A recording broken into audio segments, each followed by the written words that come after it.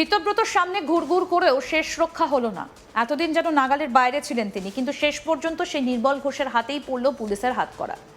আরজিকর কাণ্ডের পর অভয়ার দেহ দ্রুত সৎকারের অভিযোগে যে নামটা বারবার সামনে এসেছিল, সেই পানিহাটির প্রাক্তন তৃণমূল বিধায়ক নির্মল ঘোষ এবার পুলিশের জালে। ওড়িশার সম্বলপুর থেকে তাকে তুলে নিয়ে গ্রেফতার করেছে খড়দা থানার পুলিশ। অভয়ার মৃত্যুর পর কেটে গিয়েছে দীর্ঘ সময়, কিন্তু প্রশ্নটা থেকে গিয়েছিল একই জায়গায়। কেন এত তাড়াহুড়ো করে দাহ করা হয়েছিল মৃতদেহ?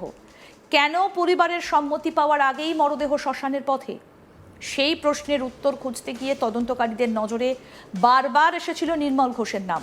অভিযোগ ছিল আরজিকর হাসপাতাল থেকে পানিহাটির শ্মশান পর্যন্ত মৃতদেহ নিয়ে যাবার গোটা প্রক্রিয়ায় গুরুত্বপূর্ণ ভূমিকা ছিল তার।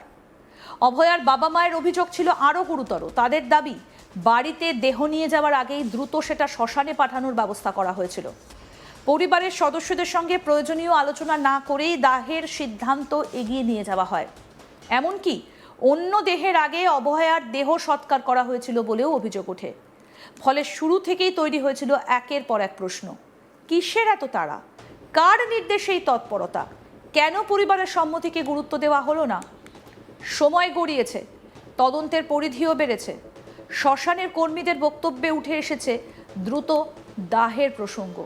আর সেই সূত্র ধরেই ফের আলোচনা এসেছে নির্মল ঘোষের ভূমিকা। এরপর নতুন করে তদন্তের নির্দেশ দেওয়া হয়। অভয়ার বাবার অভিযোগের ভিত্তিতে নির্মল ঘোষের বিরুদ্ধে দায়ের হয় এফআইআর। আর এফআইআর দায়েরের মাত্র দুদিনের মধ্যেই বদলে গেল গোটা ছবিটা। এবার আর শুধু অভিযোগ নয়, সরাসরি গ্রেফতার। ঘটনার আরও একটা গুরুত্বপূর্ণ দিক রয়েছে। গত 13ই জুলাই নির্মল ঘোষের ছেলে তীর্থঙ্কর ঘোষকেও গ্রেফতার করা হয়েছিল। অর্থাৎ তদন্তের আঁচ যে তার পরিবারের দরজা পর্যন্ত পৌঁছে গিয়েছিল, তা আগেই স্পষ্ট হয়েছিল। এবার সেই তদন্তের কেন্দ্রে থাকা নির্মল ঘোষকেও হেফাজতে নিল পুলিশ। এই বিষয়ে বিজেপি বিধায়ক কৌস্তব বাগচি কি বলছেন, শুনবো।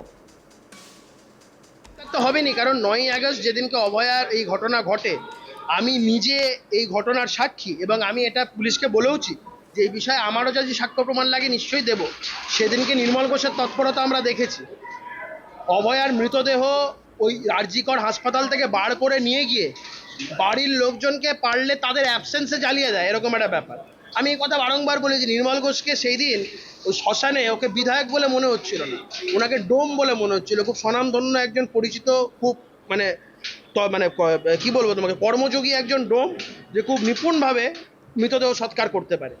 তো এগুলো করেছে। তারা ভেবেছিল অক্ষয় অমর তৃণমূল কংগ্রেস সারা জীবন থাকবে। হ্যাঁ, পৃথিবী শেষ হয়ে যেতে পারে কিন্তু তৃণমূল শেষ হবে না। নদীর বালি শেষ হয়ে যাবে, তৃণমূল শেষ হবে না। চন্দ্র সূর্য শেষ হয়ে যেতে পারে, তৃণমূল শেষ হবে না।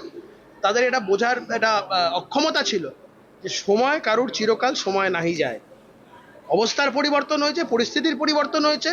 সত্যকে মাটি থেকে হলেও খুঁড়ে বার করা হবে, মাটির তলা থেকে হলেও খুঁড়ে বার করা হবে। এই ব্যাপারে নিশ্চিত থাকুন। মুখ্যমন্ত্রী যে কথাটা বলেছেন যে অভয়াকে তিনি ভোলেননি এবং তার লিমিটেশনের মধ্যে তিনি কমিটেড, সেই কথার কার্যত এক সপ্তাহের মধ্যেই গ্রেফতার হলেন।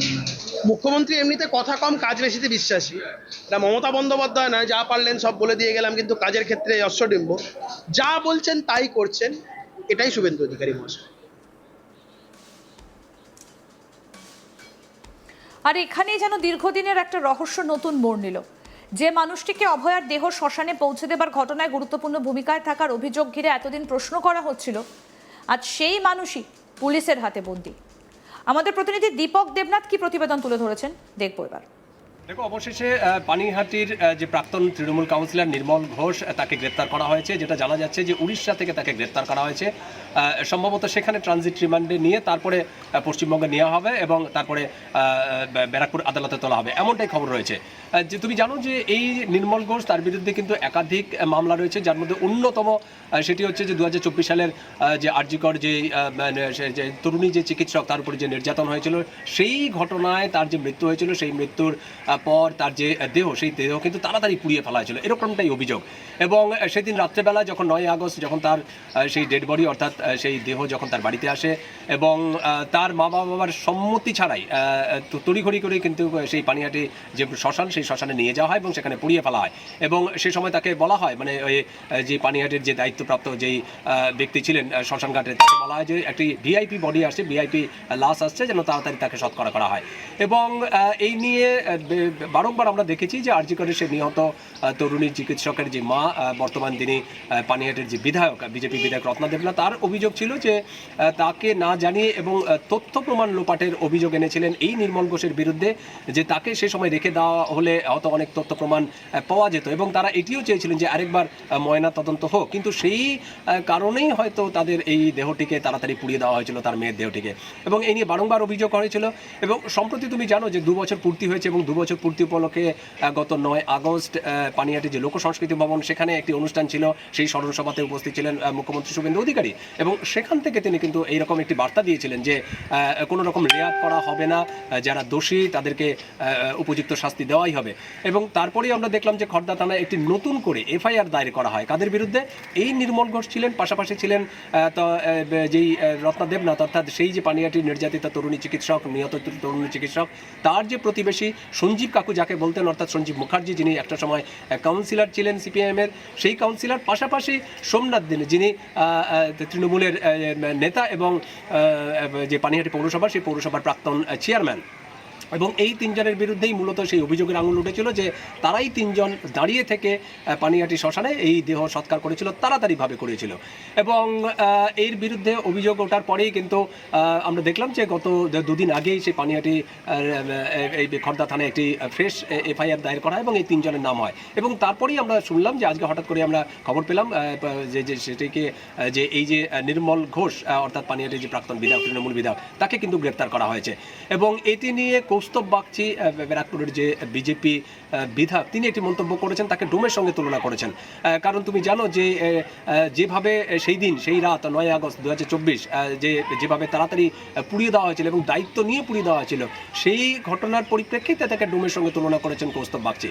এবং ইতিমধ্যেই তুমি জানো যে নতুন করে আবার সিবিআই তদন্ত শুরু করেছে, আরজি করে গিয়েছেন, তারা নতুন নতুন কিছু তথ্য পেয়েছেন এবং এটা ইতিমধ্যেই গত 2 বছর ধরে যথেষ্ট টানাপোড়েন হয়েছে। এখনো পর্যন্ত একজনকেই গ্রেপ্তার করা হয়েছে, যিনি সঞ্জয় রায়। এবং যদিও নিহতের যে তৃণমূল চিকিৎসক, তার যে বাবা মা, তাদের দাবি যে শুধু সঞ্জয় রায় নয়, তার পিছনে অনেক বড় মাথা রয়েছে, বড় চক্র রয়েছে। এই চক্রটাকে হদিশ করা দরকার, এই চক্রটাকে ধরা দরকার, একটা লার্জেস্ট কনস্পিরেসি রয়েছে। তো সুতরাং এই যে বৃহত্তর যে ষড়যন্ত্র, এই ষড়যন্ত্রের মাথা কারা পিছনে রয়েছেন, কী উদ্দেশ্য ছিল, সবটাই কিন্তু এখন পুলিশ তদন্ত করে জানতে চায়। এবং ইতিমধ্যেই এই নির্মল ঘোষের যে অ্যারেস্ট বা গ্রেপ্তার, সেটা নিয়ে কিন্তু একটা নতুন করে চাঞ্চল্য শুরু হয়েছে। এবং যতদূর আমরা যেটা খবর পাচ্ছি সেটি হচ্ছে যে আজকে সন্ধ্যাবেলার দিকে হয়তো তাকে নিয়ে আসা হতে পারে, যদি এ ব্যাপারে খড়দা থানার পুলিশ বা ব্যারাকপুর পুলিশ কমিশনারেটের কোনো আধিকারিক এই বিষয় নিয়ে কিন্তু কোনো মন্তব্য করতে চাইছেন না। আরও আপডেট পেতে দেখতে থাকুন আজ তাক বাংলা, সাবস্ক্রাইব করুন।